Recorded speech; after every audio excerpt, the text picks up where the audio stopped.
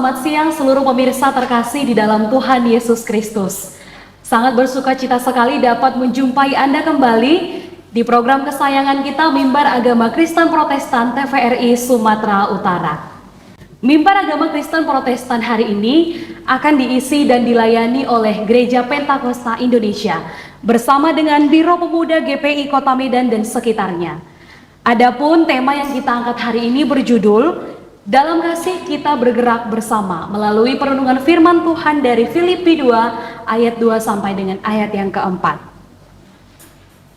Baik pemirsa, di sini saya akan memperkenalkan kepada Anda sekalian yang menjadi narasumber kita dalam diskusi kali ini. Langsung saja saya perkenalkan narasumber kita yang pertama, ada Bapak Pendeta Dr. Simbur Sialagan MTH. Shalom, apa kabarnya Bapak? Shalom, selamat siang, salam sejahtera, kabar Boleh baik. untuk menyapa pemirsa kita saat ini Pak? Salam sejahtera buat Bapak Ibu dan seluruh pemirsa yang ada di rumah.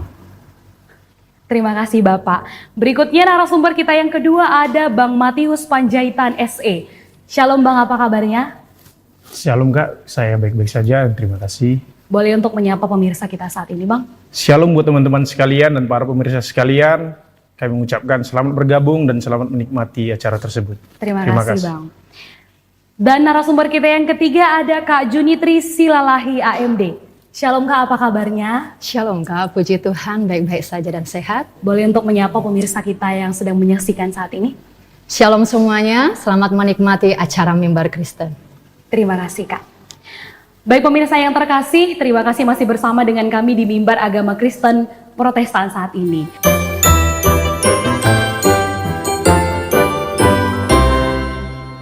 Puji Tuhan.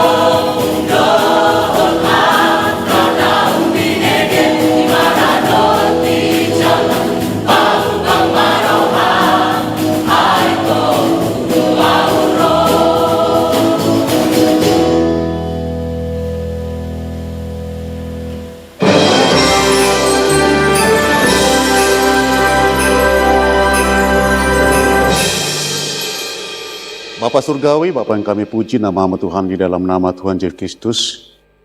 Puji syukur kami pada saat siang hari ini atas waktu kesempatan yang Tuhan berikan bagi kehidupan kami. Secara khusus pada saat siang hari ini kami mau belajar daripada firman Tuhan. Kami mengundang hadirat-Mu Tuhan, kuasa Roh Kudus-Mu yang mengurapi hamba-Mu sehingga firman yang akan kami sampaikan benar-benar urapan Tuhan mengurapi hamba-Mu pada saat hari ini. Berfirmanlah Engkau, kami siap mendengarkan firman-Mu. Amin. Bapak, Ibu, Saudara yang terkasih di dalam nama Tuhan Yesus Kristus, kita mau mendengarkan renungan firman Tuhan yang boleh kami sampaikan pada saat siang hari ini, yang kami kutip dari kitab Filipi pasal yang kedua, ayat yang kedua sampai ayat yang keempat. Demikian pembacaan firman Tuhan. Karena itu, sempurnakanlah sukacitaku dengan ini, hendaklah kamu sehati sepikir dalam satu kasih, satu jiwa, satu tujuan, dengan tidak mencari kepentingan sendiri atau dipuji-pujian yang sia-sia. Sebaliknya, hendaklah dengan rendah hati yang seorang menganggap yang lain lebih utama daripada dirinya sendiri. Dan janganlah tiap-tiap orang hanya memperhatikan kepentingannya sendiri, tetapi kepentingan orang lain juga. Puji Tuhan. Bapak, Ibu, saudara terkasih di dalam nama Tuhan Yesus Kristus, firman Tuhan yang boleh saya sampaikan pada hari ini di tengah-tengah persekutuan kita. Adapun tema firman Tuhan ini saya ambil dari kitab Filipi 2 ayat 2 sampai 4 ini. Dalam kasih kita bergerak bersama.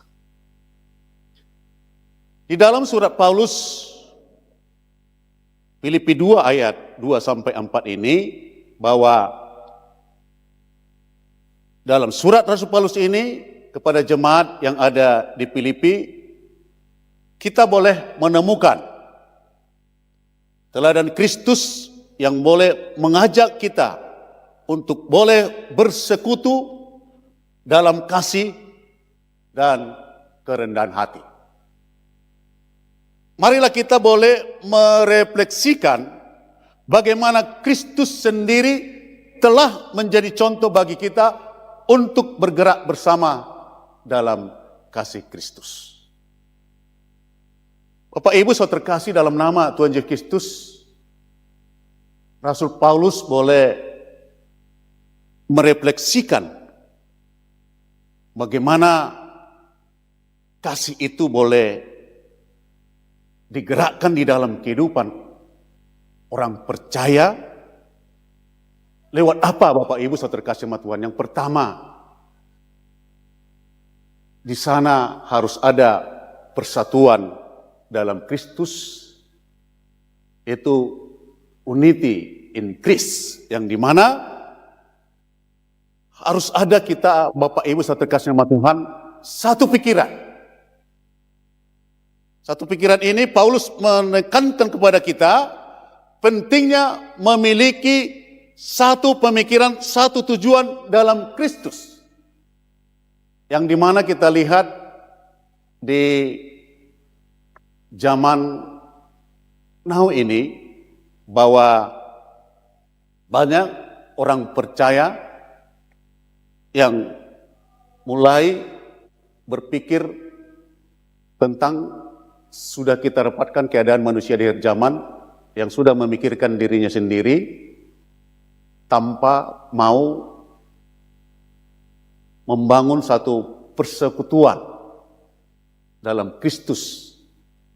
Maka ini pesan moral yang disampaikan oleh Rasul Paulus kepada jemaat yang ada di Filipi, agar mereka boleh satu pikiran. Lalu yang kedua yang ditekankan oleh Rasul Paulus, agar mereka boleh satu kasih. Artinya kasih yang tulus dan tidak memihak, dan harus memiliki kesatuan sebagai keluarga Allah. Lalu yang ketiga adalah yang ditekankan oleh Rasul Paulus, agar jemaat yang ada di Filipi itu mereka satu jiwa. Satu jiwa maksudnya Bapak Ibu, bahwa kita dipanggil untuk memiliki jiwa yang sama, yaitu jiwa Kristus yang rendah hati dan rela berkorban. Yang kedua, Bapak Ibu saya terkasih dalam nama Tuhan Yesus Kristus, bahwa Filipi, Rasul Paulus merefleksikan yang kedua, di dalam diri Rasul Paulus ada kesederhanaan dan kerendahan hati. Maka Bapak Ibu saudara terkasih dalam nama Tuhan Yesus Kristus, ajaran dalam Kristen bahwa kasih inilah nilai yang paling utama di dalam ajaran Kristen, yang dimana saya kutip dari firman Tuhan dari Markus pasal 12 ayat yang ke-30 sampai yang ke-31, di mana di dalam kitab Markus pasal yang ke-12 ayat 30 sampai 31 ini ada perintah langsung daripada Tuhan bahwa di sana hukum yang pertama itu adalah kasihanilah Tuhan Allahmu dengan segenap hati. Lalu di ayat yang ke-31, kasihanilah sesamamu manusia seperti mengasihi dirimu sendiri. Maka inilah ajaran Kristen di dalam firman Tuhan ini yang mau kita teladani Bapak Ibu, yang diberikan oleh Rasul Paulus buat jemaat yang ada di Filipi. Maka Bapak Ibu saudara terkasih dalam nama Tuhan Yesus Kristus, pada saat siang hari ini Bapak Ibu saudara terkasih Tuhan, yang boleh saya lihat di pemuda zaman saya pada tahun 90-an dengan pemuda tahun sekarang, bahwa pemuda di zaman kami pada tahun 90-an itu adalah memang benar-benar mereka boleh memiliki teladan sebagaimana yang boleh diteladani oleh Rasul Paulus, yang dia boleh menghasilkan anak didik pemuritan kepada Timotius, yang dimana Timotius boleh meneladani apa yang sudah diajarkan oleh Rasul Paulus, sehingga Timotius menjadi anak rohani daripada Rasul Paulus, benar-benar boleh mengerjakan pelayanan yang disampaikan oleh Rasul Paulus di dalam kehidupannya. Maka anak-anak muda zaman sekarang ini, saya bandingkan dengan tahun 90-an, bahwa kehadiran anak-anak muda, pemuda-pemudi gereja di dalam setiap ibadah itu bisa-bisa sampai 200 sampai 300 orang. Tapi sekarang ini bahwa pemuda-pemudi yang boleh kita lihat ada degradasi kehadiran daripada pemuda-pemudi untuk bersekutu dengan Tuhan. Dan ini yang kita takutkan, bahwa 5 tahun lagi, bahkan 10 tahun lagi, bahwa anak-anak muda gereja itu akan kehilangan persekutuan dengan Tuhan. Oleh karena apa? Bahwa pemuda-pemudi zaman sekarang ini sudah lebih banyak boleh menampung daripada apa yang mereka lihat. Itu lebih dipercayai. Tetapi hari ini firman Tuhan yang boleh mengajar kita, kami hamba-hamba Tuhan, untuk boleh sama-sama bergerak, untuk boleh di dalam kasih kita sama-sama bergerak bersama. Gereja tidak boleh tutup mata melihat degradasi masalah kehadiran para muda-mudi gereja itu di zaman sekarang ini, agar mereka tidak terlindas oleh keadaan zaman ini. Satu istilah yang saya sering sampaikan, ikuti zamanmu, jangan tinggalkan imanmu. Puji Tuhan.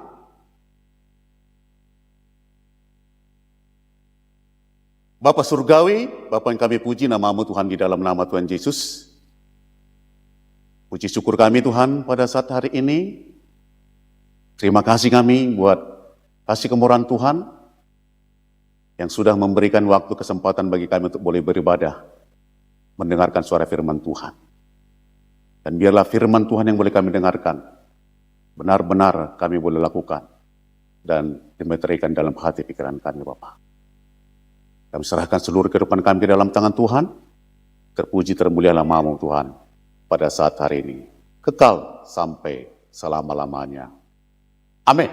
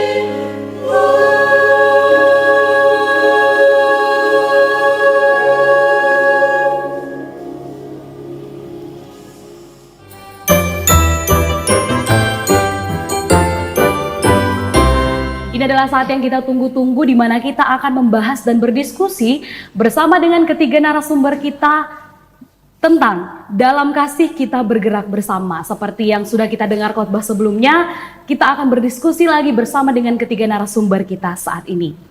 Baik, tentu yang pertama saya akan bertanya kepada Bapak Pendeta Dr. Simbur Sialagan MTH. Baik Bapak, yang menjadi pertanyaan saya yang pertama adalah, mengapa atau apa yang menjadi dasar bagi Paulus menyampaikan pesan ini? Ya, terima kasih. Paulus menyampaikan pesan ini bahwa dalam kasih kita bergerak bersama, di mana meskipun seseorang mempunyai karunia yang luar biasa, tetapi jika tidak memiliki kasih, itu sama aja dengan orang yang tidak percaya. Baik Amang. Lalu Amang, kalau dikatakan kasih adalah tentu hal ini sangat berkaitan erat dengan perjalanan hidup kita. Iya. Lalu Bapak, bagaimana dampak luar biasa dari kasih dalam kehidupan kita sehari-hari? Kasih itu memang apa yang sudah kita alami, bahwa kasih itu memang berdampak di dalam diri kita sehari-hari, yang sudah diterima kabar keselamatan daripada Yesus, bahwa dampaknya itu adalah ada rasa aman, ada keberanian, ada kedamaian, dan ada masa depan bagi orang percaya tersebut. Artinya kasih ini juga membawa sebuah hal yang membawa kita dalam hal yang baik lah, yang pasti gitu ya Pak. Baik Pak, terima kasih. Lalu Pak, kembali kepada tema kita hari ini, dalam kasih kita bergerak bersama. Bergerak bersama dalam hal apa yang ditujukan tema kita hari ini? Ya, dalam penyampaian firman yang saya sampaikan tadi, bahwa bergerak bersama dalam tema ini, yang dimana kita harus memelihara satu pikiran, kita harus mengejar kesatuan dan melayani satu dengan yang lain. Baik Pak, terima kasih ya Pak untuk penjelasannya. Baik, berikutnya saya akan bertanya kepada Abang Matius Panjaitan, di mana Abang ini merupakan Ketua Biro Pemuda ya Bang? Iya. Ketua Biro Pemuda GPI. Baik Bang, boleh tidak diceritakan apa itu Biro Pemuda GPI Kota Medan? Baik, terima kasih Kak. Biro Pemuda Kota Medan itu didasari dengan gerakan pemuda-pemudi gereja, terkhususnya di Gereja Pentakosta Indonesia, Kota Medan sekitarnya, dengan tujuan untuk di dalamnya menjadi mobilisasi, menjadi wadah, menjadi tempat, dan juga menjadi pembina para pemuda-pemudi yang ada di Gereja GPI Kota Medan sekitarnya, terkhususnya, dan juga menjadi erat kaitannya dalam pertumbuhan iman teman-teman sekalian yang ada di Kota Medan, baik yang di dalam kepemuda-pemudian di dalam Gereja Pentakosta Indonesia terkhususnya. Dan Biro Pemuda juga berdiri bukan dalam waktu yang singkat, telah panjang durasinya, ada sekitar 40 bahkan sampai 45 tahun yang lalu, dengan sejarah yang panjang itu. Jadi harapan besar daripada kami Biro Pemuda yaitu menjadi tempat yang baik dan naungan yang baik untuk teman-teman sekalian, terkhususnya anggota pemuda-pemudi di setiap sidang yang ada di Kota Medan tersebut. Baik Bang, kalau untuk Biro Pemuda sendiri, perubahan apa sih Bang yang sudah dialami sesuai dengan tema kita hari ini? Baik, terima kasih Kak, karena perubahan yang terjadi selama saya menjadi ketua baru beberapa bulan yang lalu, saya merasa masih dibilang cukup signifikan untuk perubahannya, baik dalam kebersamaan, dan ada juga program yang kami buat yang terbaru dan terkini, yaitu program bidang olahraga dan seni. Itu menjadi harapan kami kepada teman-teman sekalian di dalam olahraga bidang dan seni ini. Dalam bidang olahraga dan seni ini adanya kebersamaan kami pemuda-pemudi yang ada di Gereja Pentakosta Indonesia Kota Medan khususnya, untuk menjadi sarana olahraga yang baik, menjadi tempat perkumpulan yang baik melalui olahraga dan melalui seni, baik itu vokal grup, kor, ataupun bakat-bakat yang lain yang mungkin Tuhan titipkan kepada anak-anak GPI Kota Medan sekitarnya. Bang, terima kasih ya Bang. Berikutnya saya kembali ke Kakak Junitri Silalahi. Kak, yang menjadi pertanyaan saya pertama adalah, ketika orang lain tidak mengasihi kita, apa yang harus kita lakukan? Baik, terima kasih untuk pertanyaannya. Kalau saya coba secara pribadi ya, melihat apakah kita sudah mengasihi orang lain, kita harus melihat diri kita dulu. Kalau kita udah mengasihi orang lain, mungkin kita akan melihat, oh bagaimana respon mereka ke kita. Tapi kita nggak bisa menuntut orang lain udah mengasihi kita atau tidak ya. Tapi ketika kita melihat kita bagaimana mengasihi mereka, maka mereka juga akan mengasihi kita. Tetapi ketika pun kita udah mengasihi mereka, namun mereka tidak mengasihi kita, saya kira kita berdoa untuk mereka, dan kita buat acara-acara khusus mungkin seperti doa-doa mingguan ataupun doa puasa jika diperlukan itu. Itu sih. Berarti yang saya kutip satu hal yang penting untuk bagaimana kita merespon orang-orang yang tidak mengasihi kita adalah dengan mendoakan mereka. Benar. Kalau dari kakak sendiri, mengapa kak doa itu sangat penting untuk orang-orang yang mungkin tidak mengasihi kita? Jangankan untuk mengapa penting ya, tapi dalam firman Tuhan pun itu sangat diajarkan, berjaga-jagalah selalu dalam doa, karena sebenarnya doa itu nafas kehidupan kita gitu. Kita nggak bisa berbuat apapun kalau kita tidak memulainya dalam doa. Jadi doa itu cara kita berkomunikasi dengan Tuhan. Karena kalau kepada dunia kita bercerita padanya, mungkin dunia akan banyak mengecewakan, tapi sama Tuhan, Tuhan akan menjawab tepat pada waktunya. Terima kasih kak untuk penjelasannya. Saya kembali kepada Bapak Pendeta Dr. Simbul Sialagan MH. Bapak, pertanyaan saya berikutnya adalah, apakah orang yang tinggi hati selamanya tidak memiliki kasih? Ya, bahwa orang yang tinggi hati itu sesuai dengan firman Tuhan, bahwa ganjaran bagi orang yang tinggi hati adalah bagaimana mereka akan boleh masuk nanti ke dalam maut, kebinasaan. Tapi ganjaran kerendahan hati adalah akan mendapatkan sukacita. Jadi orang yang tinggi hati itu kalau dia boleh berubah perilakunya, akan boleh dia diselamatkan. Masih adakah kesempatan? Masih ada kesempatan untuk diselamatkan. Tetapi ketika dia tetap mempertahankan keegoannya, tinggi hati, maka ganjaran kesombongan itu akan kehancuran. Berarti orang yang tinggi hati ini masih memiliki kesempatan atau waktu untuk berubah, sehingga dia boleh memiliki kasih di dalam hidup. Terima kasih Pak. Pertanyaan saya berikutnya adalah, kembali kepada tema kita tadi, bahwa kita berjalan bersama orang lain itu juga memerlukan kasih gitu ya Pak. Bagaimana Kristus mengajarkan kita akan hal ini?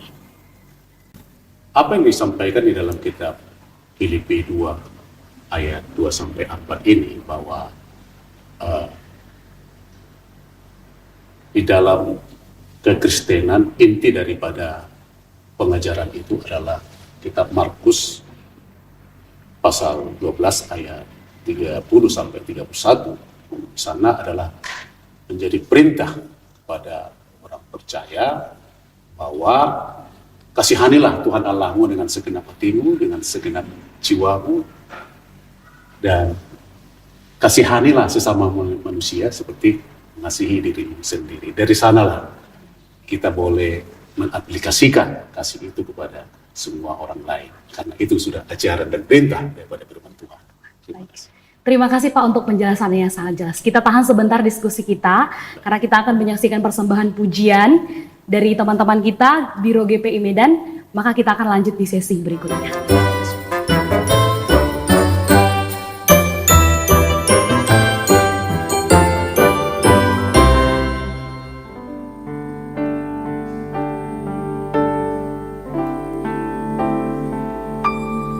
Ku tahu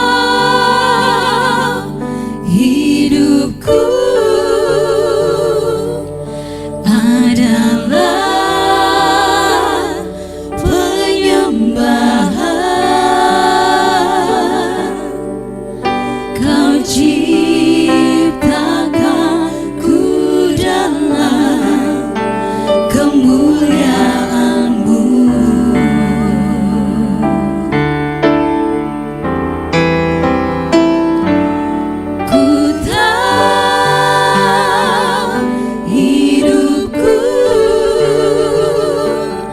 Berharga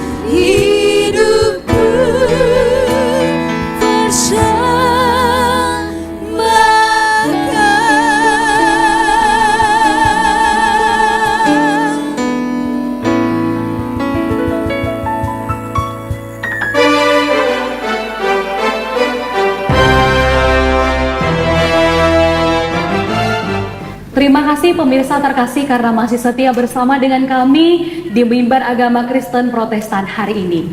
Masih melanjutkan diskusi kita yang tadi bersama dengan Biro Pemuda Gereja Pentakosta Indonesia Kota Medan dan sekitarnya. Saya kembali kepada Bapak Pendeta Dr. Simbur Sialagan.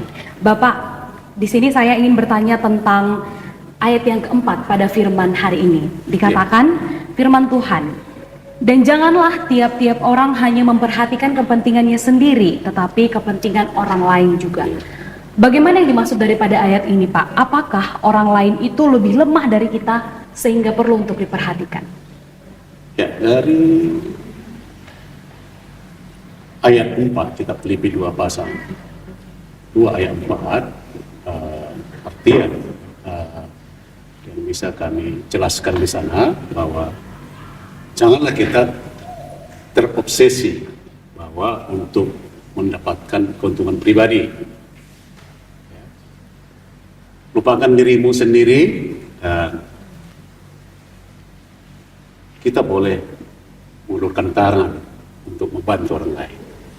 Berarti hal ini menekankan pada bagaimana kasih itu tadi ya Pak? Iya. Bagaimana kita juga mengulurkan tangan ataupun berdampingan dengan orang lain, bagaimanapun keadaannya. Iya. Baik Pak. Berikutnya Pak, mengapa Paulus dan tema kita hari ini menekankan tentang kasih yang menjadi pemersatu untuk berjalan bersama atau bergerak bersama? Yang ditekankan oleh Paulus, dia boleh menekankan dasar bagi jemaat yang ada di Filipi agar mereka boleh vokasi itu adalah sumber kehidupan di dalam kehidupan kita, yang boleh saya kutip dari 1 Korintus 13 ayat 4-5 bahwa kasih itu adalah sabar, kasih itu murah hati, ia tidak cemburu, dan ia tidak mementingkan diri sendiri. Dan dia tidak sombong dan tidak melakukan yang tidak sopan dan tidak mencari keuntungan untuk pribadi sendiri. Berarti Pak, yang bisa saya kutip adalah mengapa Paulus dan tema kita hari ini menekankan kasih itu karena ciri-ciri daripada kasih itu sedemikian baiknya daripada itu mengapa firman Paulus Tuhan mendasari kebersamaan itu. Iya, kebersamaan itu. Baik, terima kasih Bapak. Kemudian Pak, bagaimana atau seperti apa Tuhan dapat menghidupkan kasih di dalam hati kita? Bagaimana kasih itu bisa kita hidupkan di dalam kehidupan kita? Yang saya pahami di dalam firman Tuhan ada 4 kasih. Yang pertama itu adalah kasih storge, ya. Yang kedua ada kasih philia, yang ketiga ada eros, yang keempat ada agape. Yang bahwa kasih storge itu adalah kasih antara orang tua dengan anak. Bahwa kasih philia itu adalah antara ikatan keluarga. Kasih eros itu adalah ikatan antara suami istri. Dan kasih agape itu adalah kasih pengorbanan tanpa syarat. Jadi dengan dasar itulah Rasul Paulus boleh kasih ini boleh kita kerjakan, lakukan di dalam kehidupan kita. Demikian. Baik Pak, terima kasih untuk penjelasannya. Berikutnya Pak, mungkin ini menjadi pertanyaan saya yang terakhir. Apa yang seharusnya menjadi alasan kita untuk mengasihi orang lain? Ya. Alasan kita untuk boleh mengasihi orang lain sesuai dengan firman Tuhan, karena apa yang telah dilakukan oleh Dia, itu Yesus Kristus bagi orang percaya, bukan karena perbuatan, bukan karena kemampuan, tetapi semua oleh karena kasih karunia Dia, kasihnya, dan Dia tidak hanya sebagai pencipta, tapi Dia dilabeli sebagai juru selamat manusia. Berarti alasan satu-satunya kita adalah hanya karena Tuhan Karena Yesus Kristus. kasih. Baik Pak, terima kasih untuk penjelasannya. Berikutnya saya kepada Abang Matius Panjaitan.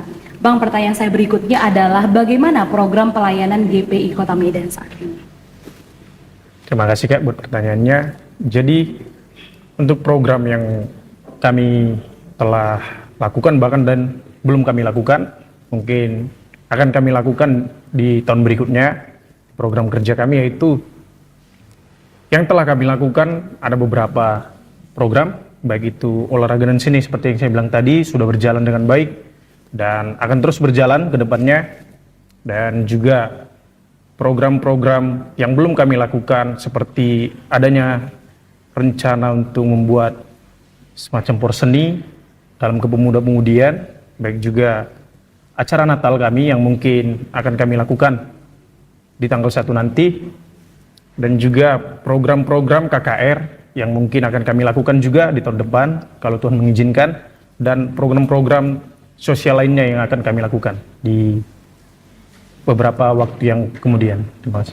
Oke Bang, sekarang kita berbicara tentang pelayanan yang sudah dikerjakan. Seperti apa dampak yang terjadi Bang dari pelayanan yang sudah dikerjakan oleh Biro GPI Kota Medan ini?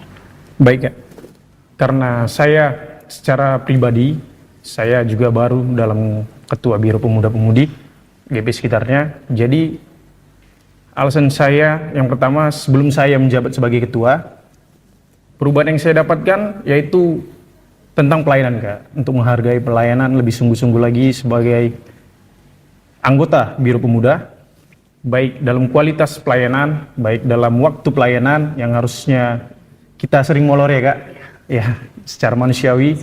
Jadi secara kita semakin bertumbuh lagi di Biro Pemuda, saya lebih menghargai waktu dan lebih on time lagi, karena waktu yang tepat itu, waktu yang pas itu memang diajarkan Tuhan juga kepada kita.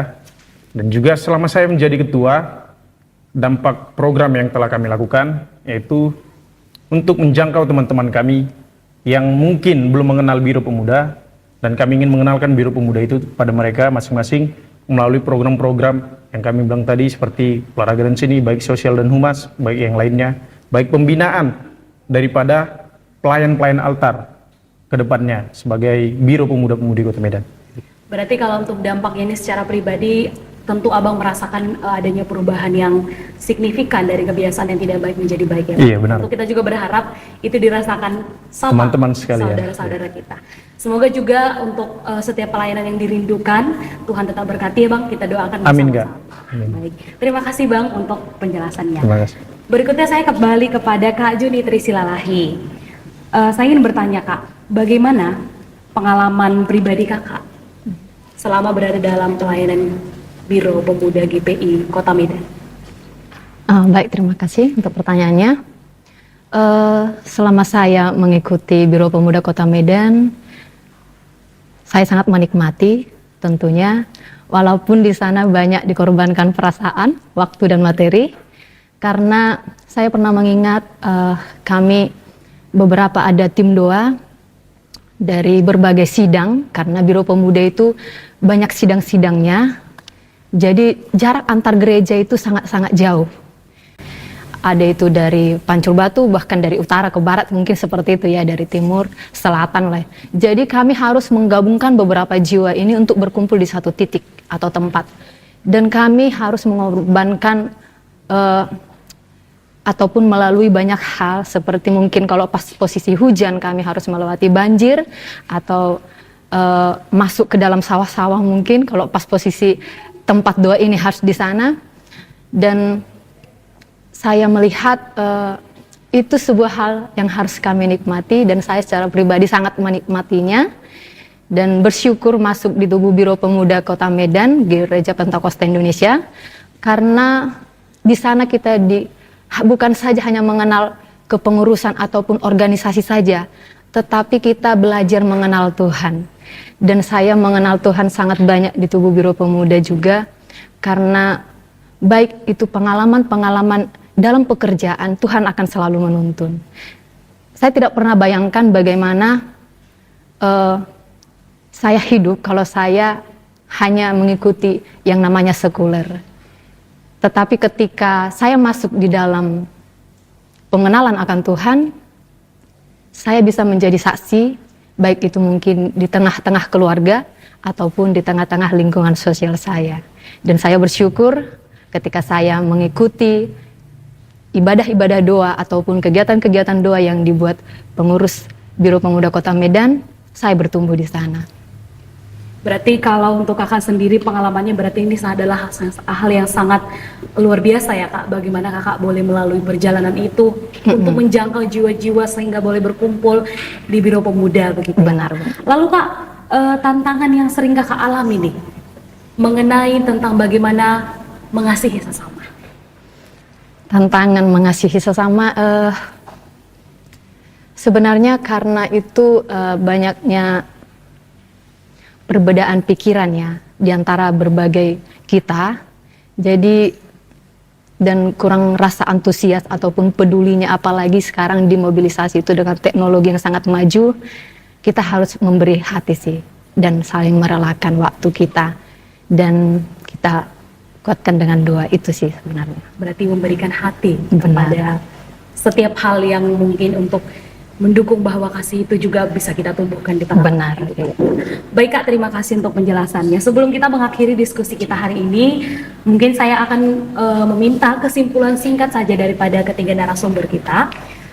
Ada Bapak Pendeta, Abang dan juga Kakak. Mungkin saya mulai daripada Bapak Pendeta. Oke, baik.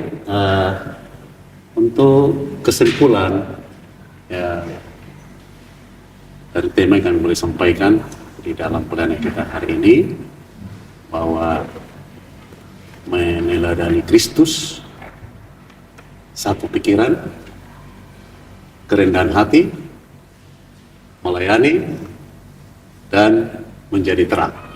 Demikian, terima kasih. Terima kasih Bapak untuk closing statement kita. Berikutnya saya kepada Abang Matius. Baik, terima kasih Kak buat waktunya. Dan kesimpulan yang boleh saya ambil pada hari ini untuk kita semua yaitu bahwasanya kita untuk menikmati pelayanan kita seperti yang disampaikan oleh Kak kita tadi, menikmati setiap pelayanan kita dan teruslah bertumbuh dalam kasih dalam pelayanan Biro Pemuda-Pemudi Kota Medan sekitarnya dan saling bergandeng tangan untuk memuji muliakan nama Tuhan. Terima kasih Bang. Dan yang terakhir kepada Kak Junitri, saya persilakan. Mari kita menyatukan berbagai pendapat, pikiran dalam satu hati untuk kemuliaan nama Tuhan. Puji Tuhan. Terima kasih Kak. Baik pemirsa, terima kasih karena masih setia bersama dengan kami di penghujung acara Mimbar Agama Kristen Protestan hari ini. Untuk menutup perjumpaan kita hari ini, sesaat lagi kita akan mendengarkan persembahan pujian dari vokal grup Biro Pemuda Gereja Pentakosta Indonesia Kota Medan dan sekitarnya dengan lagu yang berjudul Bertumbuh Bersama. Dengan ini saya Jessica Sejabat beserta seluruh kru yang bertugas hari ini izin pamit undur diri dari hadapan Anda sekalian. Sampai bertemu di minggu berikutnya. Shalom, Tuhan Yesus memberkati.